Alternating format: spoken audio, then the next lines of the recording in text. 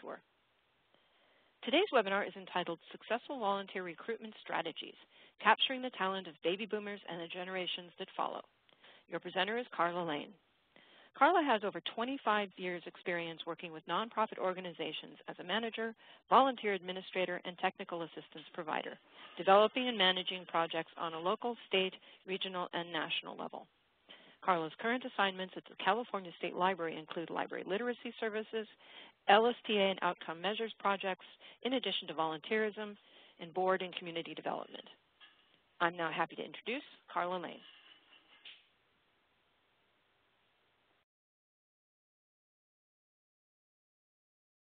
We're enjoying 72 degrees here in Sacramento. I'm Carla Lane. I work for the California State Library, and we're going to spend an hour talking about one of my favorite subjects, which is volunteerism, and my other favorite subject, which is baby boomers, because I know you can't believe this by the picture you saw on the website this morning, but I am actually a baby boomer. And I would love to know how many of you out there are baby boomers. If you were born between 1946 and 1964, would you click the little hand button just so I can see how many of us are out there? Oh, yeah, we're everywhere. Great, great. Thank you for playing. Very good. Okay, let's get started. I have had a lot of experience with this. I started my career as a VISTA volunteer. I bet there are some of you out there who've done that as well. And one thing I wanted to share with you here is the CVA after my name. That stands for Certified in Volunteer Administration. And anybody who's interested in that, let me know. You can email me afterwards, and I'd be happy to give you information about that.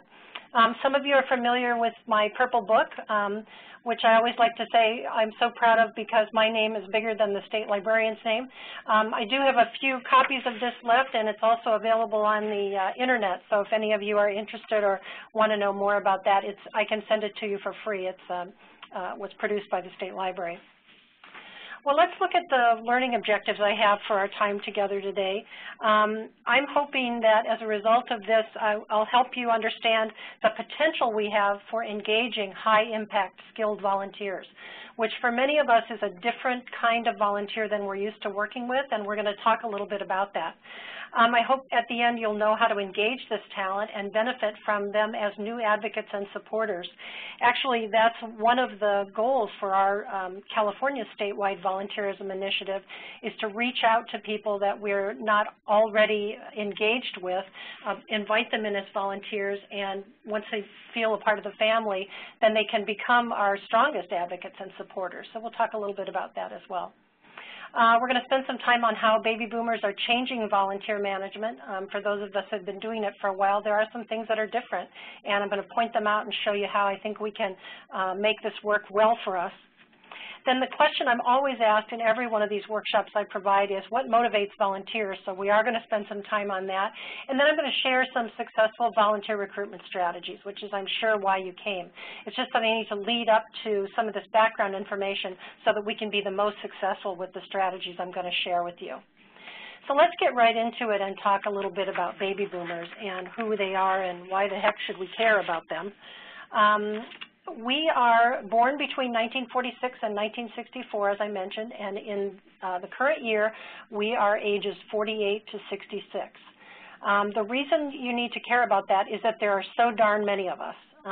77 million is the largest age cohort in American history. So there's a whole bunch of us, and we have other interests in volunteerism that you'll be glad to know about. You should also know that we are the most educated and financially secure generation in history. A January 2011 MetLife study of inheritance and wealth transfer to baby boomers says that boomers will inherit $8.4 trillion, and we are likely to give some of that away as charitable contributions. We also volunteer at higher rates than the previous generation, and that means now, right now. You don't have to wait for us to retire. We are already volunteering. We have throughout our adulthood, and you'll see that we plan to keep doing it even after we retire. And finally, we have workforce skills to share. We have been in the workforce, most of us, which is different from my parents' generation, who my mom was not in the workforce, even though she was an active volunteer. But what's different a little bit about us is that we see that the skills we have that we've gained in the workforce are something that we can apply to the causes we care about. And so we not only want to share our skills, but we want to be able to see how those skills and our time will make an impact. I show you this because what we found in our research with libraries here in California is that if you have gray-haired volunteers in your volunteer force, you think you're already working with baby boomers. And so you haven't thought about it any further or thought about how it might be different. I want to show you the faces of baby boomers and give you a few things to think about, because we are not the silver-haired senior citizens that you're currently working with, although we might be someday. I don't know if that'll be true for me. But just to give you some context, the oldest baby boomer turned 65 last year. So Bill Clinton is an example of that. He's a baby boomer. But so are Brad Pitt and George Clooney, baby boomers. Okay, so you see where I'm headed here. One of the things we want you to think about is the span of this age range. So Michelle Obama is one of the youngest baby boomers, and Laura Bush is one of the oldest baby boomers. But Barbara Bush is in the generation preceding us, so she's not a baby boomer. She's from what's called the silent generation. So now that I've convinced you that, we are not who you might have thought we were, let me share with you a little bit about baby boomers and volunteerism and how we're different from the senior volunteers that you're used to working with. First of all, we're healthier. We have more physical ability than the previous generations, and hopefully we will have it longer. 4 out of 5 of us expect to work past 65, and we view 50 as the new 30. As a matter of fact, research shows that if you ask a baby boomer how old they feel, they will always tell you they feel about 15 years younger than their chronological age. I know that's true for me. The other thing we know about boomers is that we view retirement very differently. We see it as the second half of life, as a source of social and individual renewal. It's often looked at as an extension of life, that we're going to have an extra 20 years or more than the previous generations had, and so we don't see it as a time to lay down and not do anything. We see it as a time to perhaps contribute some of the best things we've ever done in our lives, and some of the research shows that we're feeling that. As a matter of fact, Mark Friedman, who's involved with Civic Ventures, says that our patron saint is Jimmy Carter. If you think about that, few people can name something that Jimmy Carter did when he was president, but in his encore career as a peacekeeper around the world and an election viewer and someone who's active in Habitat for Humanity, we know him more for that than we do for his first career. We don't see extending the years of working and volunteering as we're just going to keep doing what we've been doing. We're looking to add deeper meaning. We're going to be looking to, which is why volunteering has such appeal, or getting involved with nonprofit or public agencies, because if these folks have not been working in a nonprofit or a public agency, they've been working in a business enterprise all these years, it's really even more appealing to them to come and help us do what we do. And you need to be sensitive to this very different perception of aging that we have. We are not seniors. Don't call me elderly or even an older adult. I mean, I think what we're talking about is we are just adults in another phase of our adulthood. A little bit more about baby boomers. This comes from research by the Harvard School of Public Health. If you think about, who we are and what periods of time we live through, this will give you a sense of why we're shaped this way, why we're interested in this volunteer activity, and what might attract us to a volunteer opportunity more than to another one. So think about this. We are activists.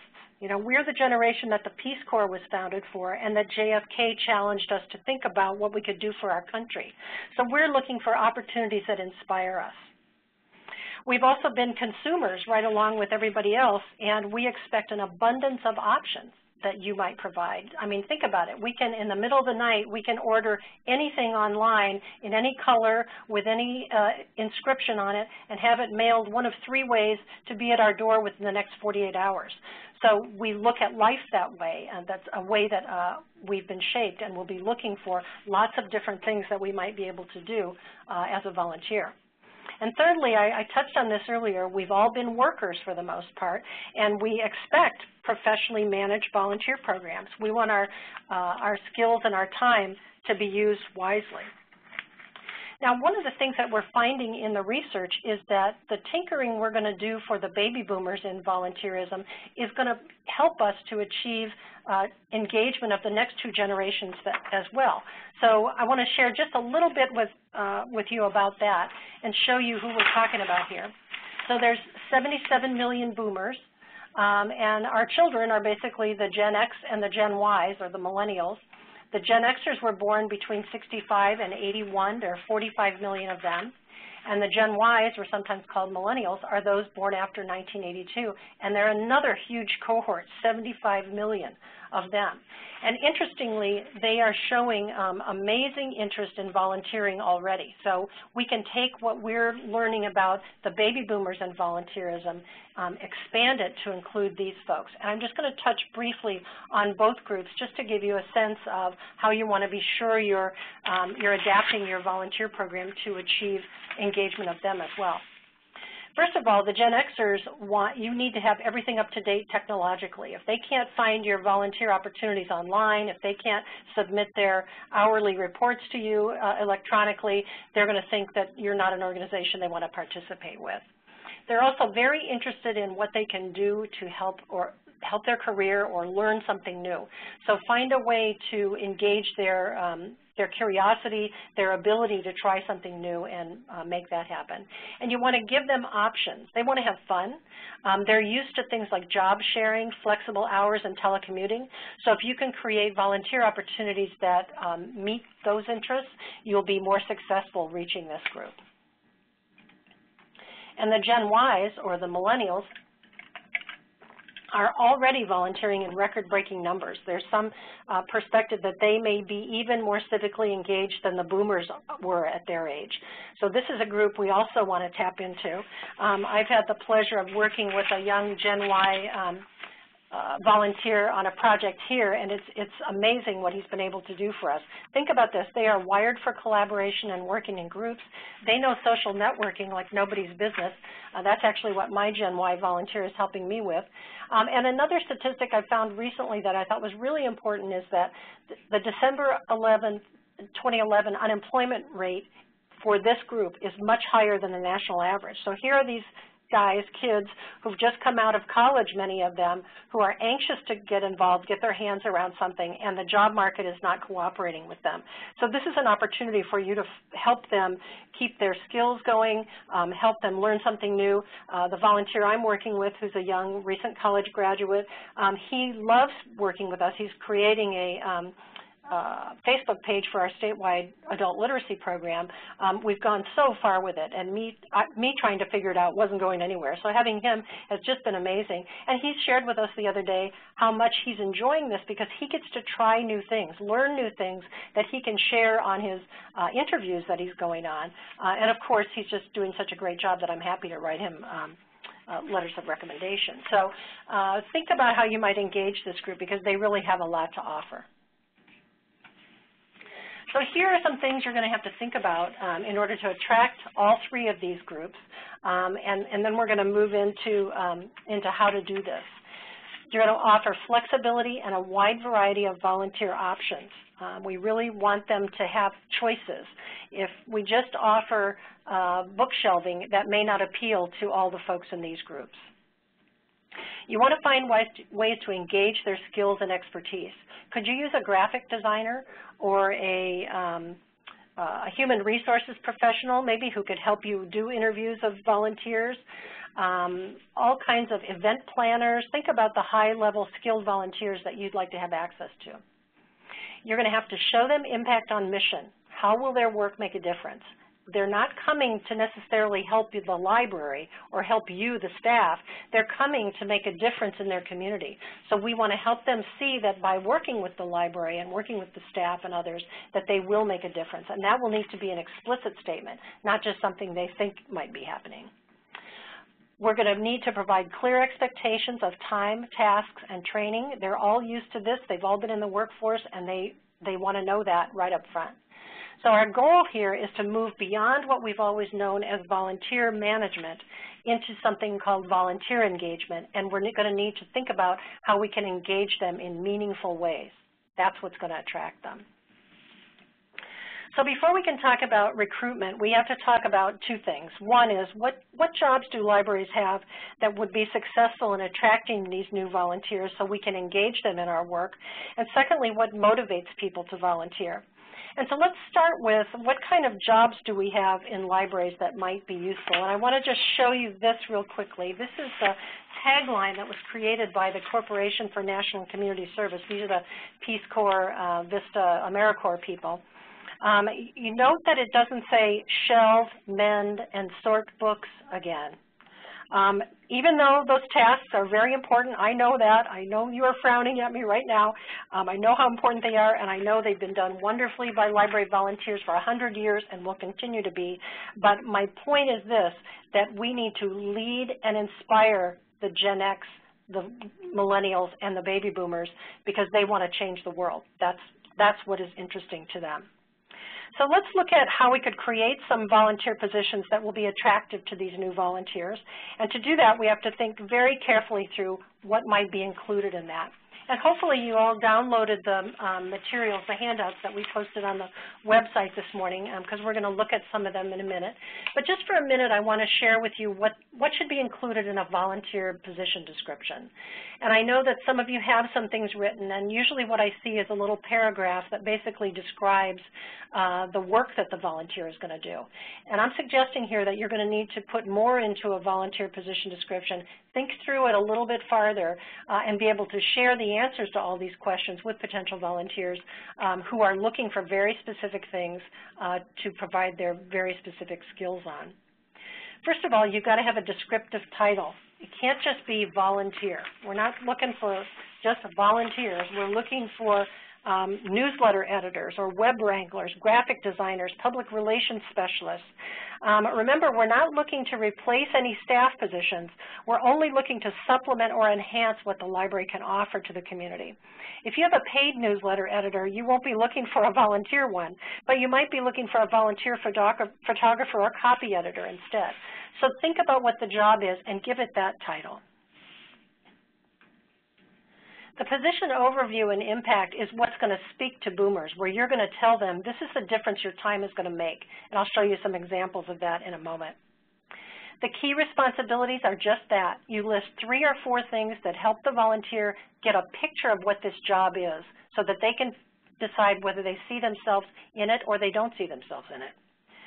And for qualifications, you need to say what you're looking for. Describe the skills that are required and desired.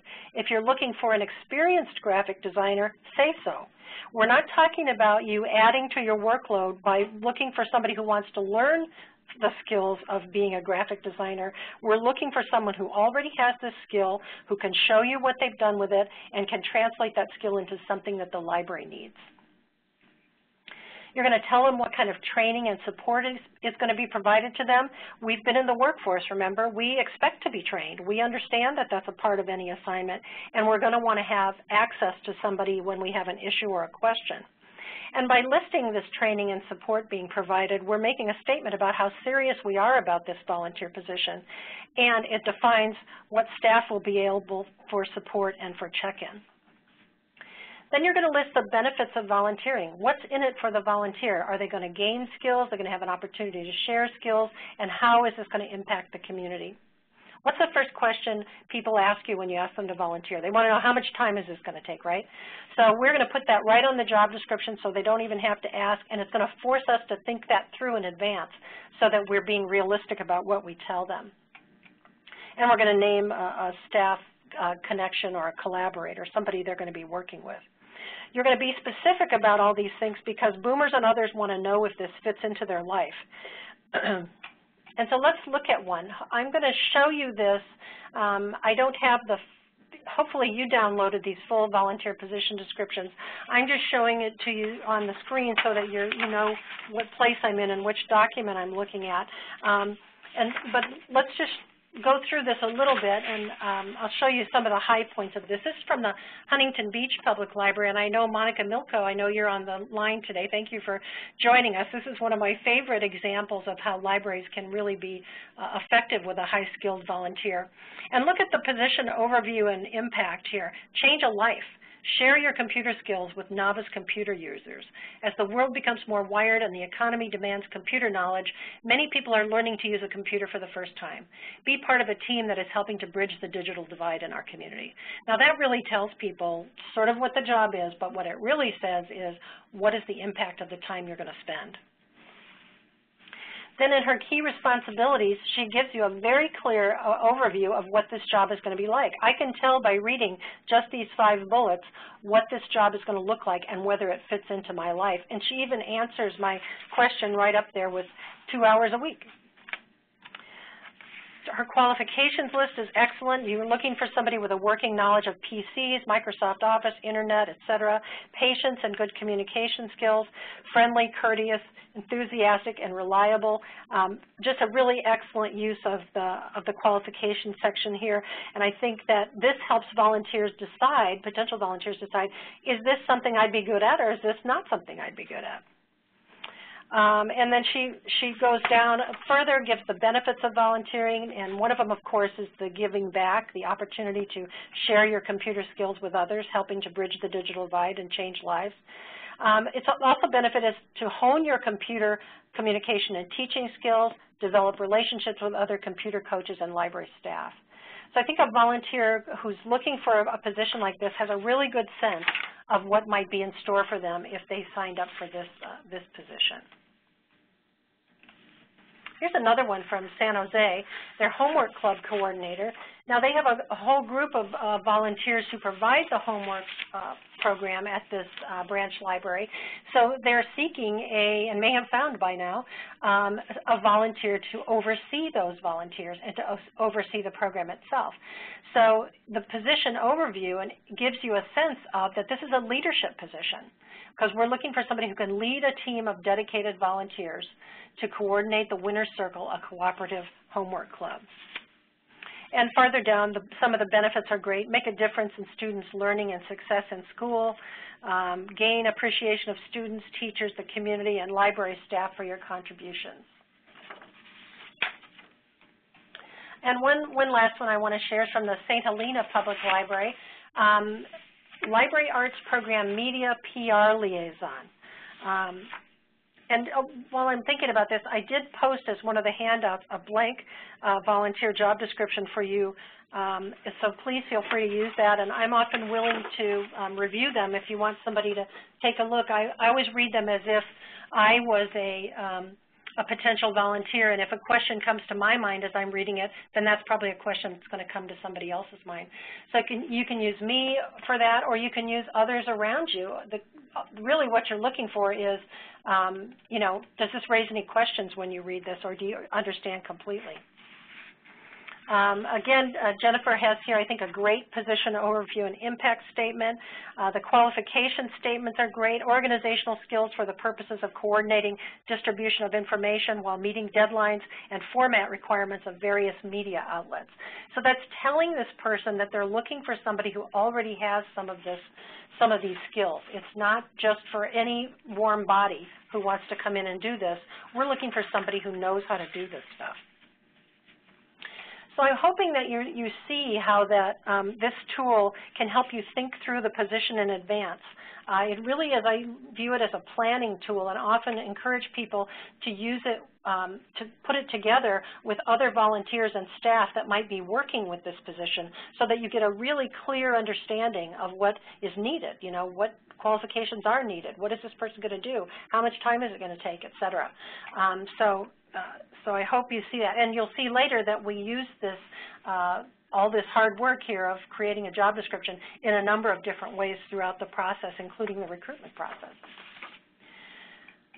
So now that we have the jobs, let's think about why.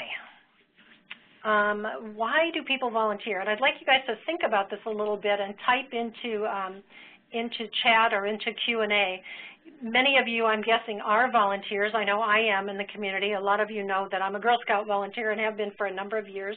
But think about a volunteer position you have now or one you've had in the past. You know, what was the reason? Why did you say yes when they asked you? Anybody got any ideas? Type them in here for me, and I'll give you just a moment.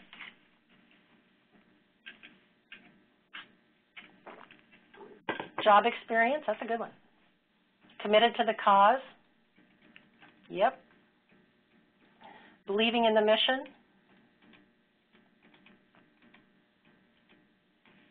Wanting to do community service. Hi, Gail.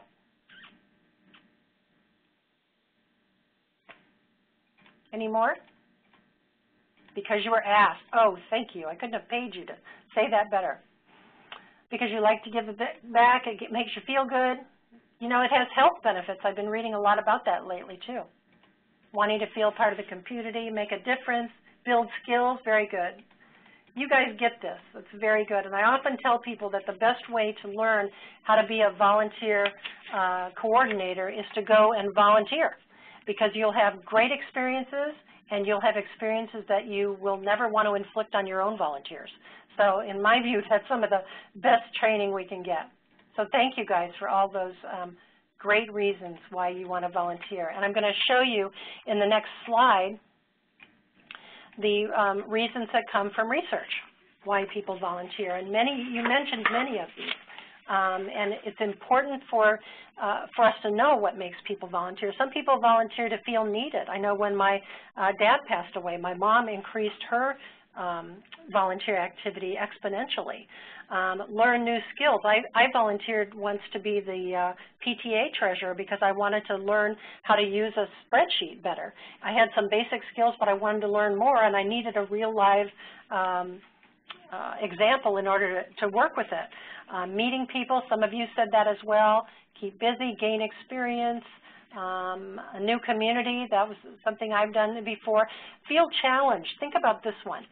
Some volunteers are not all that challenged in the work that they do, and so, but they need to stay in the job, and so they look for a challenge outside of their work and are really grateful to have one in a volunteer experience.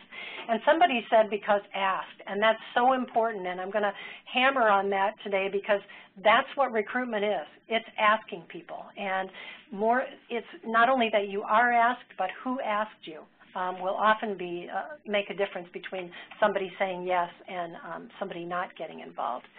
So here's the most important thing I'm going to say today, I think. I want you to, if you don't go with anything else, go away with this. This is motivation. We don't motivate volunteers. They come motivated by something. And our job is to figure out what that is, probably by having a conversation with them, and matching them with just the right job that meets the reason they came on board.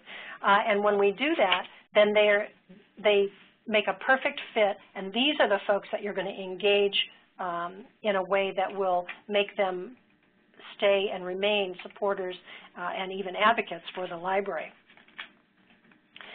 So now we have all this information. We know that boomers and the generations that follow want certain things. They want to share skills, et cetera. And we know they're changing the traditional volunteer management paradigm. We now know how to craft a volunteer position description that might attract them, focusing on those things. And we know what motivation is. It's not something we do to them, but it's something they bring with them that we need to cultivate and make work in a way that's useful to them and to us. So now, finally, we can talk about recruitment. Now, I'm going to start with the conversation about passive recruitment because, unfortunately, this is the way most people do volunteer recruitment, and it is the least successful, at least the least successful in reaching the kinds of volunteers we're talking about today. Most folks put a sign on the circulation desk, or they put something in their newsletter announcement, and lots of flyers and bookmarks I've seen in libraries, which are all great. But here's the deal. All those things only reach out to the people you already know, the people who are already coming to the library. And as much as we love them, and yes, we do want to engage them, we're also looking at how we reach outside to folks who may have never even thought of volunteering in the library, but have amazing skills they could bring to bear and would become great supporters in the community in ways that we maybe never thought about before. If you're seeking high-skilled volunteers, you may wait a really long time for a professional graphic designer to just walk in and ask if you need their help.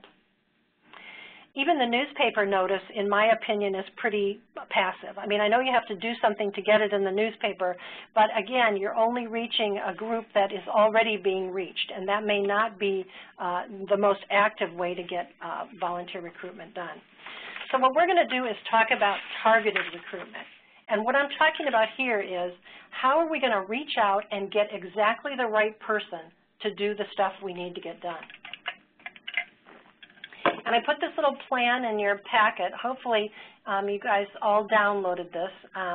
But let's talk a little bit about this. I'm serious about you take this piece of paper and you sit down, not by yourself, but with some other folks, maybe some volunteers, maybe some other staff, maybe your library director, board chair, you know, whoever is working with you on this or is concerned about this. And those top two boxes come right from that volunteer position description that you already spent time working on. What qualifications must this person have, and what benefits will the volunteer receive? So let's say we're talking about that computer coach position, because you're going to do this for every volunteer position that you're recruiting for, okay? So now we go down to how do we locate these people? And you should ask yourself these questions. Who has these qualifications you just listed? So for the computer coach position, where might we find or who might we find people that have these kinds of things, right? These are people who work in corporate IT departments, people in universities or colleges, people who work at Radio Shack or who come to Radio Shack. What about those computer users clubs? I used to belong to the Macintosh users group for a number of years here in Sacramento, and they're everywhere. So you're looking for places where these people congregate, right? And where might they be?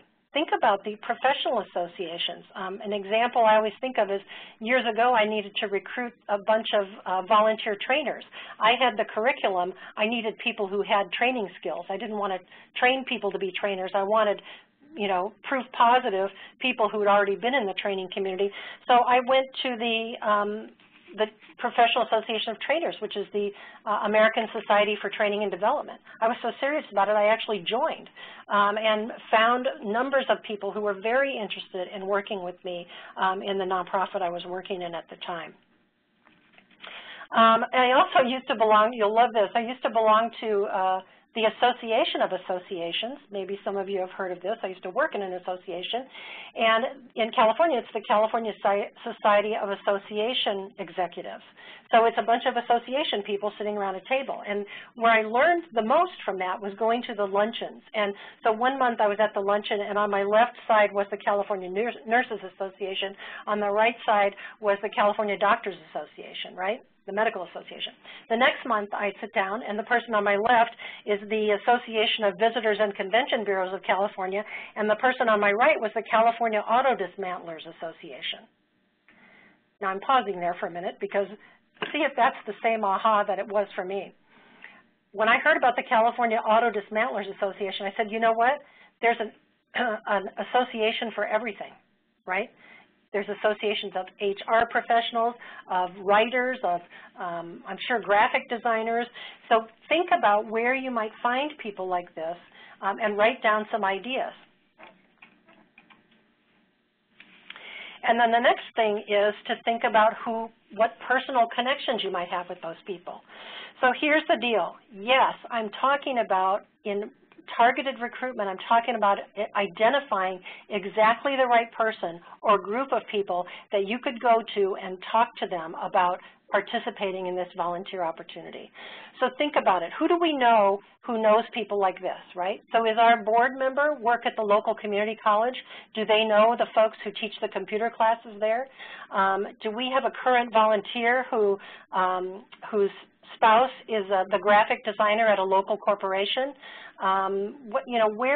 Who do we know? Because if you only focus on who you know, then even though you and I too have wonderful friends and relatives, that's not the only people you want to engage in your volunteer program. You want to reach out beyond that and find exactly the right person. I mean, here's my soapbox for a minute here. what you're doing out there is important work. It makes a difference in people's lives. And I don't want you just to settle for somebody who might be able to do it or who could learn to do it if you gave them the time to do it. I want you to get the right person who can come in and make the kind of impact that you're trying to make in the community. So I'm serious about this. You're talking about how you find the right person and go talk to them. And I always give this example. Years ago when I worked for a local nonprofit, when we had a new president of the local university here, they decided they wanted him on our board of directors, and they told me they wanted him in my part of the organization. Well, I didn't know him, right? And I'm a nobody. How am I going to get on his schedule when he's new to town? So I called one of our board members who knew him and said, could you please make an appointment? Could we go and talk to him about becoming a volunteer with us? And that board member said, sure, no problem. So he had his secretary call and had his secretary call me, tell me what time to be there and where. And I got there, we walked in, and they started off with their, old boys network chatter. Oh, yeah, where do your kids go to school? Oh, yeah, mine are fine. Well, welcome to Sacramento. I'm so glad you're here. And so they did their little blah, blah, blah. And then our board president turned to me and said, Carla, please tell Don how we'd like to get him involved with our organization. Okay, so you see what I mean? Recruitment is an active process.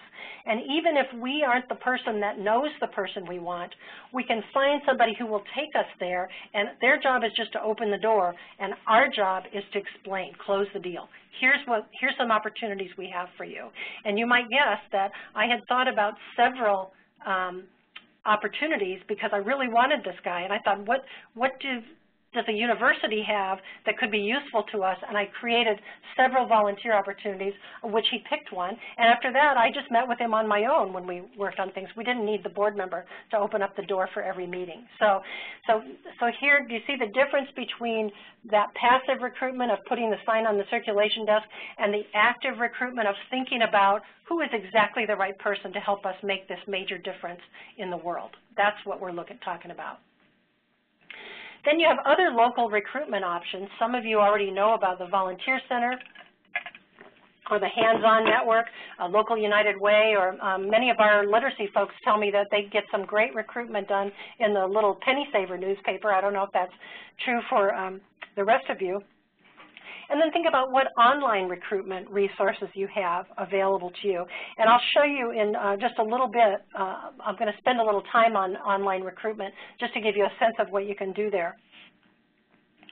So take this into consideration. You're creating a volunteer recruitment plan here. You're going to find a way to zero in like a heat-seeking missile on exactly the person or people that you need. And you're going to use a mix of all of these strategies to find the best people to help you do what you need to get done. So here's just a little summary about targeted recruitment. It's based on that position description you wrote, right? So when you're writing it, it will tell you, many of you know that I always say that volunteers are listening to that radio station, WIIFM, What's in It for Me? And that's not a bad thing. Remember, we said that their motivation comes from within. They've got a reason they want to volunteer. And our job is to figure out what that is and match them with the right position description within our organization. And then they stay motivated because we've given them what they came for, and they're giving us what we need. Remember that not every warm body fits every position. You can't, people say, well, come on and volunteer. Well, I want to know, what is the volunteer job? Is this something I want to do? Is this something I'm skilled to do? Is this something I care about? So you're not just looking for warm bodies. If you're doing a big event where you just need a bunch of people to sort of do some very specific things, but not high-level skilled positions, then you can take a lot of warm bodies. But if we're talking about bringing in people who can impact your mission in ways that you can't do yourself, then you're not looking for just any warm body. You're looking for the right person. Hopefully I've convinced you that you shouldn't be limited by who you know alone. You're going to work with others so that you can go out and ask the right person or get in front of the right audience so that you can make a good pitch for what it is you're looking for and see if you can round up exactly the person that you want. And then you're going to assess their skills and interests and make a good fit. So this means, yes, you're going to interview them. You're going to have a conversation with this person. You're going to go over that volunteer job description with them, and you're going to make sure that you're all on the same page, right? And here's the thing. Is it bad if they say no? If they say no, what I always say is don't try to twist their arm or guilt them into it or, reduce the importance of something that's in your job description. It's better to have a vacancy than have the wrong volunteer in the position, because we all know that when you've got the wrong volunteer in the position, what you have is a personnel problem. And these are no more fun in volunteer administration than they are with staff administration. Okay, hopefully I've convinced you all about that. So let's talk just for a few moments about online recruitment. And this slide has a list of the things that I'm going to show you in the next few slides. So if you're interested in one of these, you can come back and find the link that will help you access this. But I want to take you on a little tour of online recruitment. And first of all, there are two advantages of adding some online recruitment to your recruitment strategies. First of all, the people that you're looking for who want to volunteer are looking for volunteer opportunities on these sites, right? So if I don't go to volunteermatch.org and sign in if I'm not looking for a volunteer opportunity. So that's a place that you could go where you find people who are interested in volunteering. And secondly, they're people that you probably don't already know. My current volunteer, Miguel, that I just mentioned, the young man who's helping with the Facebook page, he didn't even know there was a state library, right? We found him on Volunteer Match, and he had no idea there was one, much less than it was in the town that he lived in. And the benefit we've gotten from him, I just can't say enough about it. Now, since we have in California here, I have a statewide relationship with Volunteer Match, I'm going to start there and move through some of the next ones. And I see your question, Vicki. I think I'm going to answer it in just the next couple of moments here, and if not, we'll come back to it. So here's what volunteermatch.org looks like. Any organization can use this for free. There is a paid way to use it that is not all that expensive, something for you to look at, but anybody can use it for free. There are about 80,000 organizations in the United States who use it, and about 70,000 volunteer opportunities are posted on it at any given time. They average about 100 referrals per hour, and a referral is when a volunteer clicks the I Want to Help button on a posted volunteer opportunity, and I'll show you that in just a moment. Our statewide library volunteer initiative, which is called Get Involved, powered by your libraries, has a partnership with Volunteer Match, and all the public libraries in our state have a free upgraded Volunteer Match account, which gives you some extra features that help people find you easier. If you're in California and you don't know about this or you have questions about it, please email me afterwards. I want to engage all of you. We have right now about 82% of all the public libraries in California are participating in this, but if you don't know about it, I want to know about you. So here's what happens. A volunteer types in their zip code, and even though there are advanced search options, Volunteer Match research shows that 80% of all the searches that happen on this site happen by just somebody typing a zip code in. And what the search does is it returns a list of volunteer opportunities within a 20-mile radius of the zip code that was typed in. And what I'm going to show you now is what a volunteer opportunity posting looks like. So this is one of ours. The State Library is seeking a newsletter editor for our Braille and Talking Book Library, and you'll be happy to know they interviewed somebody this week and hired them as a volunteer, which is great.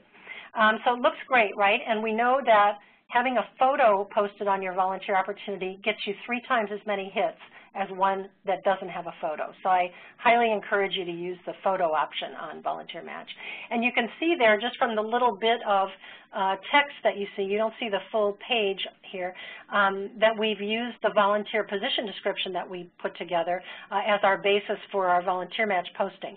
And just below that line is a little button that says, I want to help, and that's what you want the volunteer to do, is hit that button, and when they do that, it sends an automatic email message with that person's contact information to whoever you told it to send it to.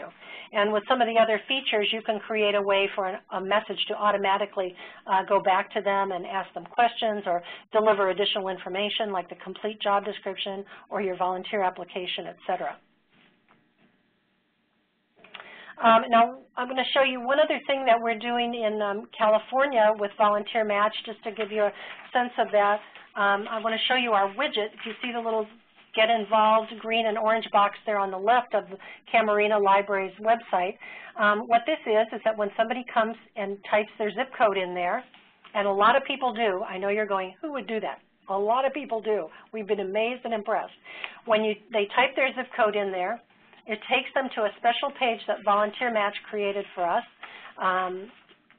that aggregates library and literacy volunteer opportunities up front so that the volunteer sees us first within a 20-mile radius of the zip code they typed in. And I'm going to show you an example of what, if we clicked on the one Strengthen Libraries Computer Tutor in Roseville. Hi, Gail, I know you're out there. This is what it looks like, and again, with a great photo.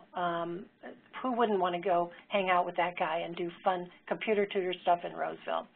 So right now, this is only available in California, although there's a couple of other states I know are looking into it, we've been talking with. If any of you from other states are out there and would like to chat with me about this, I'd be happy to share it with you. We've been very excited about the results. Okay, a couple of other places you can do online recruitment, but there are also local organizations. We're lucky in Sacramento to have a Hands-On Sacramento chapter here.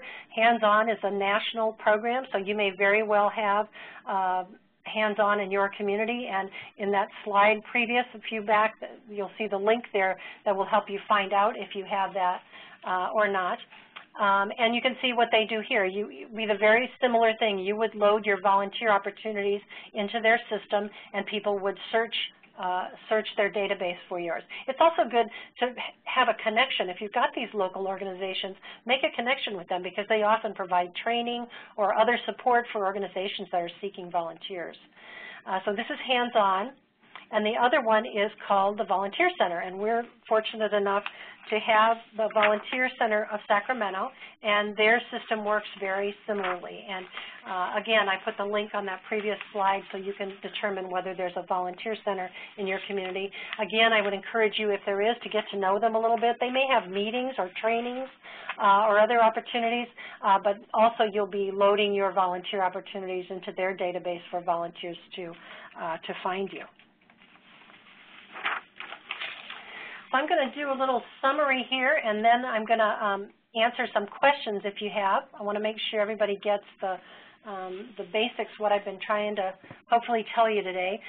First of all, I want you to know that baby boomers and the generations that follow require a different approach than we're used to.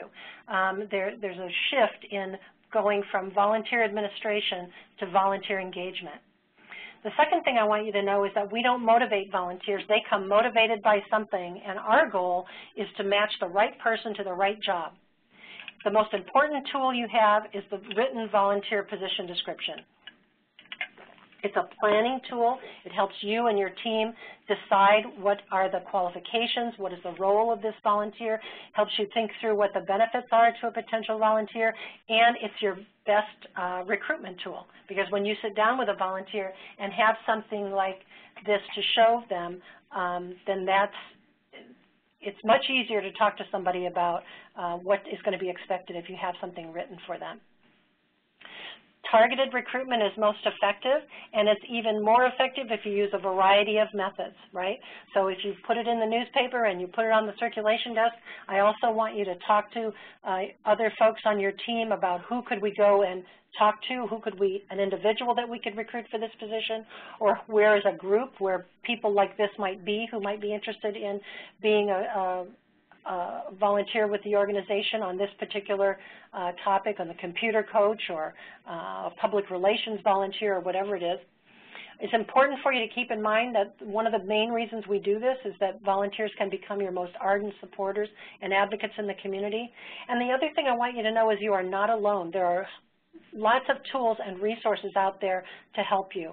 And I'm happy to share the URL there as a link to all the materials that we've been creating and the libraries have been creating in our Get Involved Powered by Your Library project. There's, on that site you'll find tons of volunteer position description ideas, recruitment materials, job descriptions, application form samples, handbooks, et cetera, and you're all welcome to use those. And right now that website's in a transition. You go there today, you'll be able to find all this, but within a few weeks it's going to take on the, we're adding a searchable database to it, so it'll be easier for you to find the things that you're looking for.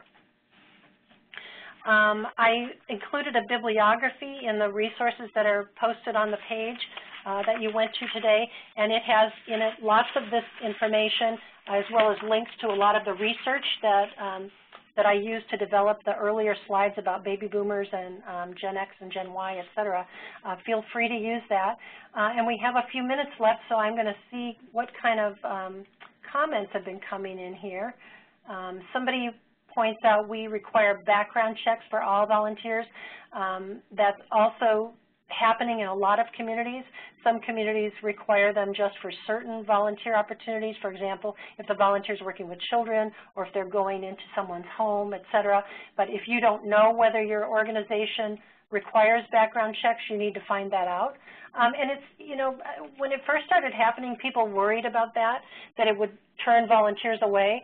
And here's what I think. And I told you I'm a Girl Scout volunteer. Girl Scouts has more paperwork for people to do than just about any organization I've come in contact with.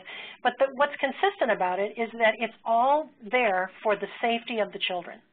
And so that's what I say to people who whine at me about how much paperwork there is. I said, well, this is all based on your child being safe in my care. Don't you want to be sure that I've been checked out and that the organization is watching what I'm doing and that they care about the safety of your child? And I'm thinking the same is true for all of you. And here's the deal. If somebody doesn't want to be a volunteer because they don't want to have their background checked, they may not be somebody you want to be your volunteer anyway.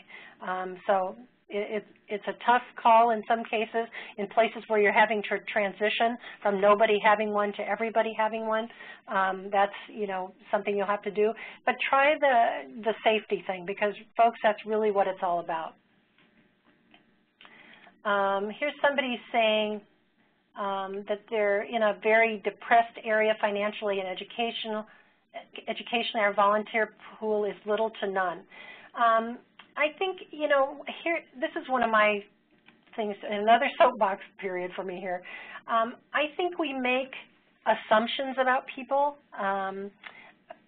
One of the things we know is that people in lower economic situations don't volunteer as much sometimes, but they may, not in the traditional sense, right? They don't call it volunteering, they call it neighboring or caring for a neighbor or caring for a relative. And they may have skills that you just haven't uncovered yet. I just hate for us to think that they are not capable of volunteering at the library, because I'll bet a bunch of them are. And the key is to find a way to engage them in what you're doing, or to find others who can help you engage them. Sometimes in volunteer situations I've been in, I may not have the best, I'm not the best person to approach a target group that I'm looking to recruit. So I go and find somebody who is a good person to approach that group, and I go with them. Very much like the example I gave of going to meet the university president. I had to, one time, I lived in Hawaii and I needed to reach out to Native Hawaiian and Filipino women over the age of 50. Well, I am, other than over the age of 50, I am neither Filipino or Native Hawaiian, but I found people who cared about the subject enough, in this case breast cancer, to help me make those connections with that community so that we could provide that service and engage them in the opportunities that we had for them. So I know it's tougher, but it's just a challenge to overcome. It's a way to think about engaging everybody in the community, not just the people who step up to do it. Any suggestions for resources for thinking outside the box for jobs for volunteers? Yes, if you go to our website, the library.ca.gov Get Involved site, you'll see lots and lots of volunteer position descriptions that libraries in California are effectively using out there, and they're wonderful ideas. And here's what I say about those volunteer job descriptions. We share them liberally, right? Probably you're not going to pick the computer coach one or the homework help leader one and have it be exactly the way you would do it in your library, but it'll give you ideas. You can revise it. You can take several of them and mush them together so that they work for you. So yes, feel free to use what's there, and I would encourage any of you out there who are writing these job descriptions to share them with me so that I can add them to the website for others to use. Here's one about court-ordered volunteers. I always get asked about this. A lot of times, the court-ordered people come one day. We spend the day training them, and they never come back. Any suggestions? Yes. You need to talk to the court people and tell them you won't be able to take their volunteers any longer if they can't make sure that there will be some supervision, because you don't have time to train people who can't stay. And, you know, here's the deal. The people who run the court-appointed volunteer program, the only way they can be successful is if they have places to put volunteers. So you don't have to be nasty about it. You just have to explain what's happening and get them to help you, because those, you know, we don't do volunteer stuff to make your life miserable. We do volunteer stuff to make your life better and the lives of the people you serve better. I think we're about out of time. I see a bunch of questions about background checks. This is done in a lot of different ways. I know some of you contract with your police department and they bill you for it. Some libraries are able to get the fingerprints, the background checks for free through their police department or their county sheriff. You really need to probably have the library director talk to the head of that department and see what you can work out. But yes, it is a cost, and you know, I'm not, here's my thing. My personal view is not every volunteer needs a background check, but in your city or your county, if they require that, then you need to do that. But there are some positions that always need a background check, and you can think of them, you know, people that work with children. Girl Scout volunteers are all background checked. People who go into the homes, maybe you have a homebound delivery program. I certainly want to have a background check on people like that. So, but the most important decision maker about that is whoever's in charge of your library. If it's the city or the county or your board, if you're a district, that's who makes the decision about that, and you need to find out how to implement it. Well, folks, it's been great. I've enjoyed spending this time with you here today. If I can be of any more help, or if you have ideas or things you want me to look at or share with folks on the website, I'm happy for you to send them to me. That's my phone number and email there, as well as our Get Involved Powered by Your Library website. Thanks again for your interest in this issue. I think it's a really powerful one I really care about, and we're having some great luck with it here in California. So you all take care. Have a great day.